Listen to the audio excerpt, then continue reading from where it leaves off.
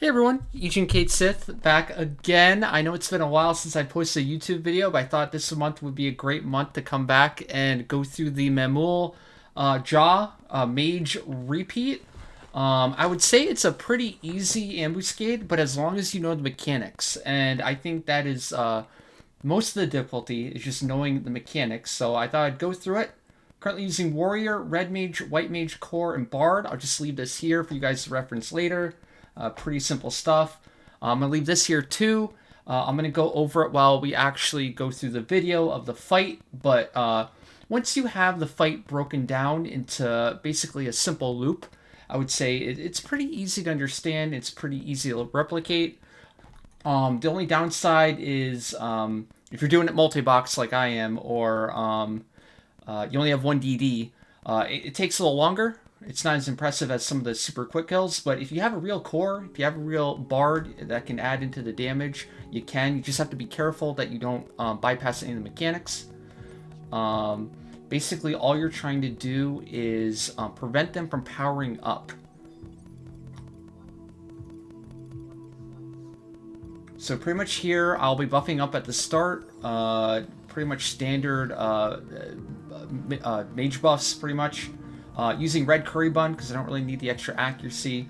I'm actually using warrior over samurai here because I'm not using a geo and I'm using red mage instead. I found that I was very under attack cap on other jobs like samurai, and also weird enough, when I tried samurai a few times, I kept getting encumbranced, whereas warrior feels like I almost never get encumbrance, like 1 in 10.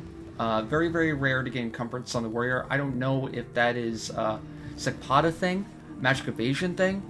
I'm using bar arrow to potentially prevent a defense down from going off. I don't know if that's even doing anything. Standard bard buffs, Marcado Honor March with haste 2 from the red mage, phalanx, 2 minuets because I'm very under attack capped, a magical, like I said before, which allows me to use red curry bun. Core is doing samurai roll and chaos roll. And I think that's pretty much all the buffs for Gen 4. Auspice, I try to keep Auspice up. It definitely does help. Once I'm done buffing, you can move into range on the mages. This is another very important part of the fight, properly debuffing. So step 1, Red Mage uses Elemental Seal and Saboteur, then Sleepka. While they are all asleep, Addle 2 and paralyze each mob. The Bard should also be doing Elegy and Threnody 2 along with the Red Mage on each mob. Now this is like the prepping of each mob. Addle 2 and Paralyze 2 absolutely cripple these. I mean, they go from instant casting their spells to essentially being neutered into, like, I don't know, takes them like 5-6 seconds to cast one spell instead of instant casting. So yeah, Addle 2 here is mandatory, I would say, for this Ambu. And also, Paralyze 2 is extremely potent on these. I want to say at least 60% of the time they get paralyzed anyways. Yep, you just want to make sure you debuff them all thoroughly. Make sure Addle lands on all of them. If you're quick enough, you can get Saboteur, Addle 2, and Paralyze 2 on each and every single one of them. That would be the ideal circumstance. I'm pretty much just waiting here on the DD for them all to be prepped.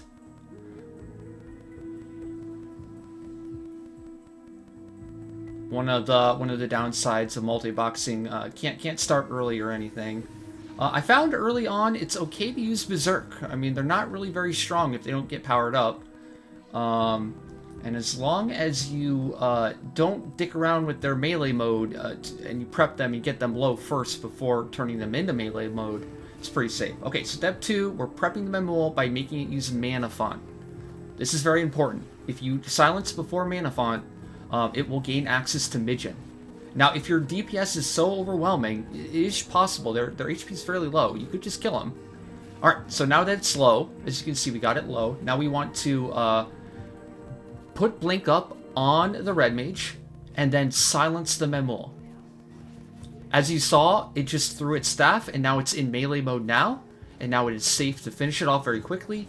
And like I said before, the more you kill them, the more they throw their staves, they will power up for melee mode, but you can pretty much completely ignore that or bypass that mechanic by just preemptively getting them low. You'll see later on when I don't get one low and I get like kind of like chunked by a melee mode weapon skill, but it is pretty easily avoidable. Like right here,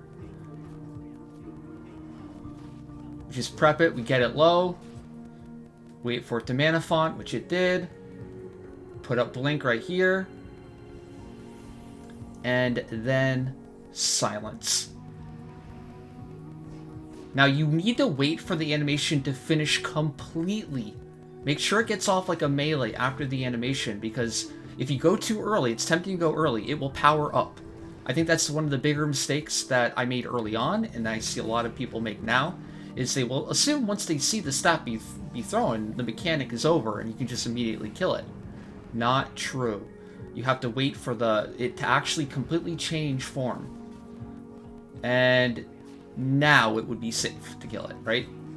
But since I didn't prep and get it too low at the start, I get chunked here. So I don't really do it for the rest of the video, I don't think. I just silence them whenever. But I would very much suggest getting them as low as possible before you silence them. It would help a lot. Oh, right, and then after you kill the first 3, after the staff throw, they will change into, they will come into melee range. So as you saw before, they were all awake, but they're just standing at a range, casting whenever their timers are up. Well, after you kill the first 3, that's when I use Warcry to kind of like pseudo pull hate, and because I want to do extra damage in this phase too. So this is why I save Warcry for this phase right here. And this will be the example of why you should get them low before you silence them, because I get kind of chunked right here. Oh, we should probably go over the TP moves too. They have 2 TP moves that they can use. One is a defense down and it takes off your protect, and the other is a magic defense down that takes off your shell. And that's the only dispels they have. You might think, oh, they have a dispel move. No, they can only dispel your protect or your shell, not any of your other key buffs. Right here, I get chunked. See, this is why you want to prep them and get them low first, so you don't run into that issue. I still survived here, but I mean, I'm pretty tanky in Sekpada here. And then last Mamool. This example of if you have extra DD, you can chunk them even faster. Especially here at the end, I put on the core, let me go to town, it's not dangerous at all, I can just let it cast, takes forever to cast anyways, and when it actually nukes me, it'll barely break 1,000 after killing all the rest. Alright everyone, that is going to do it for the video. Thank you again. If you like the video, remember to like and subscribe, and remember, I'm always streaming on Twitch. Thank you, have a great rest of your day, see ya.